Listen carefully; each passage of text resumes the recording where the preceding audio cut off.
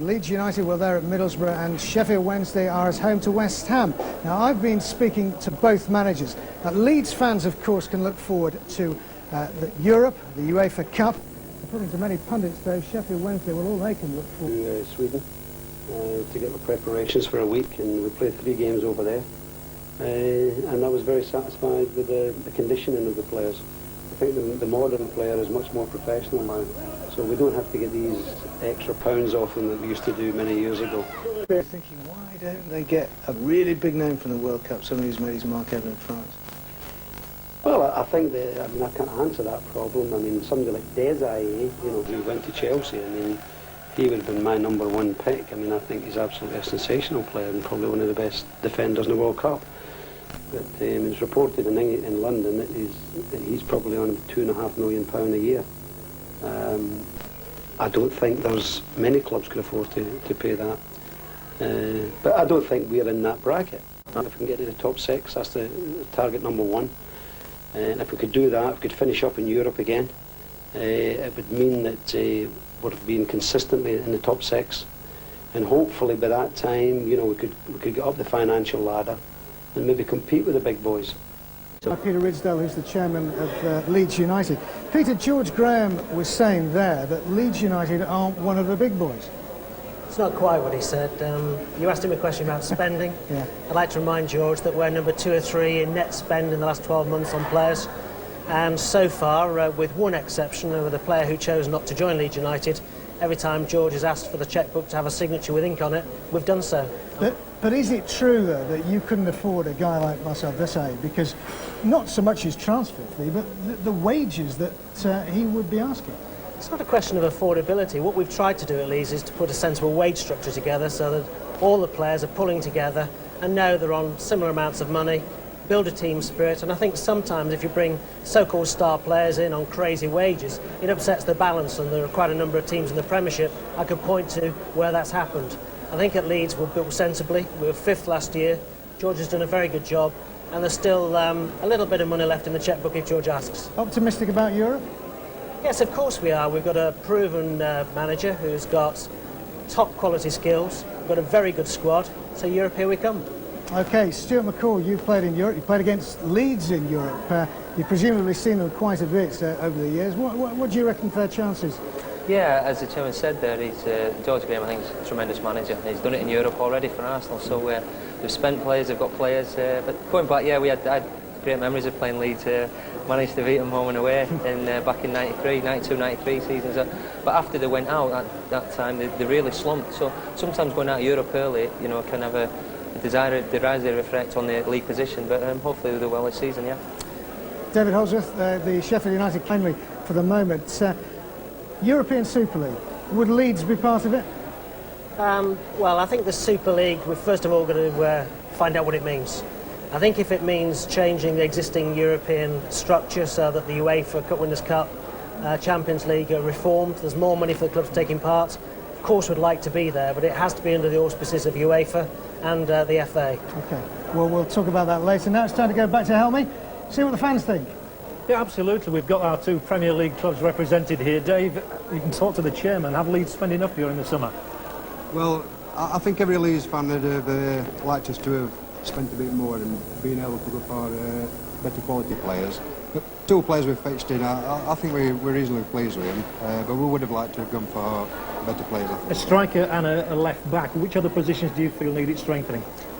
I personally feel we're short in midfield. I think we've got a good back, and I think it all depends on how we go with injuries next season. I think we're a bit short up front. If we get 1 or 2 injuries, we're going to struggle. It's inexpensive, but this may be the only chance some of these children get to see their heroes. When Leeds launched their annual push to sell season tickets, some fans were upset by a 25% increase in prices. Rightly or wrongly, there's a perception that Football PLC is now only interested in catering for the well-heeled and the corporate sponsors, who'll pay big money to eat and watch in style. In the Premiership at least, football is now big business, which explains why clubs are so desperate to get there and stay there. As each year passes, it's more and more important to remain in the Premiership so that you can at least receive the full benefit of the Sky TV income. So a mid-table performance perhaps in the Premier League is still far better than winning the Division 1, for instance, in terms of the finances. Outside the Premiership, some clubs, Sheffield United for example, have already gone down the PLC road. But who then has the control, the coaches or the accountants? Fans blame the moneymen for last season's upheavals at Bramall Lane when manager Nigel Spackman walked out after being forced to sell his top players. And the ultimate fear is that as the Premiership grows ever more successful, the rest of football will contract, even if the lower league clubs like Rotherham believe it will never happen to them. We've got plans moving forward. We want to improve the stadium. The first thing we've got to do is improve on the park. As I just said, we want to get out of this division next season and move on from there. Determination in the face of adversity is of course the very nature of the beautiful game, but there are some who believe the die is already cast. The young stars will still come through. I think probably in the past, I think there's been far too many full-time clubs. I think there may be a Premier League 1 and a Premier League 2, which will be full-time, and probably the rest of the clubs may have to go part-time. Of course, the supporter has always blamed the board.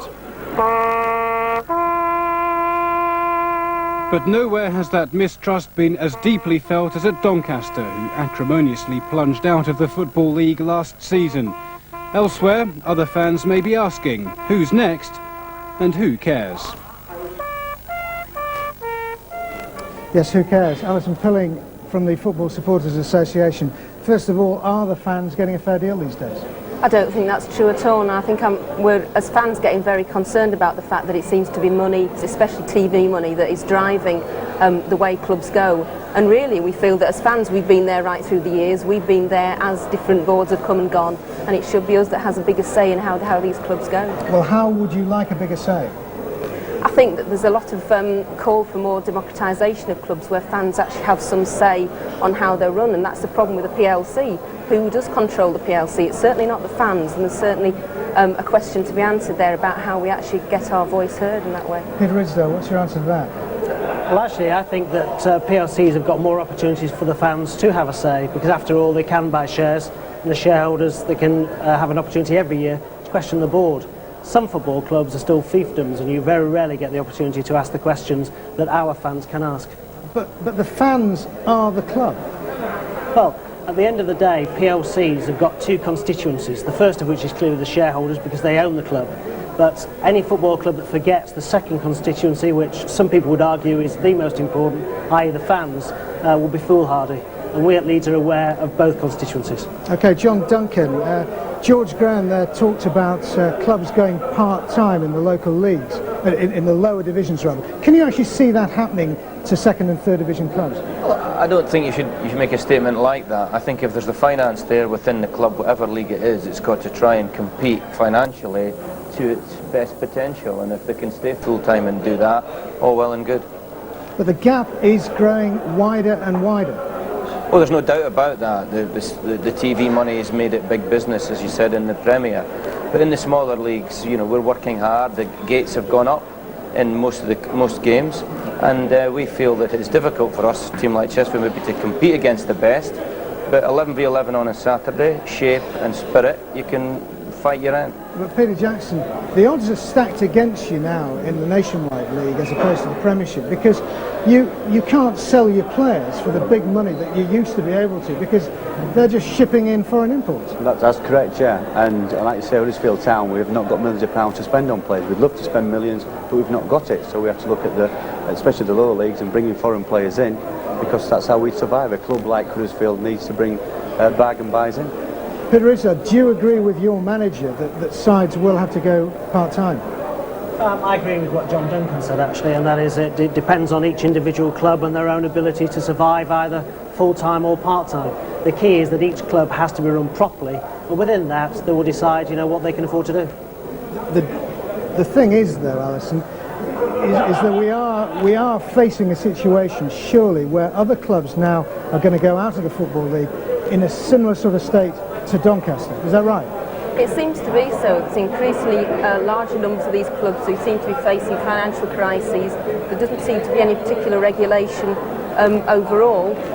which is actually ensuring the fans' interests. And clearly, I mean, to a Doncaster fan, it's a tragic time at the moment. How on earth are they supposed to have influence over keeping the club that they love? Do you think the Football League or the FA should get more involved and say, look, you can't run a club like Doncaster was run last season?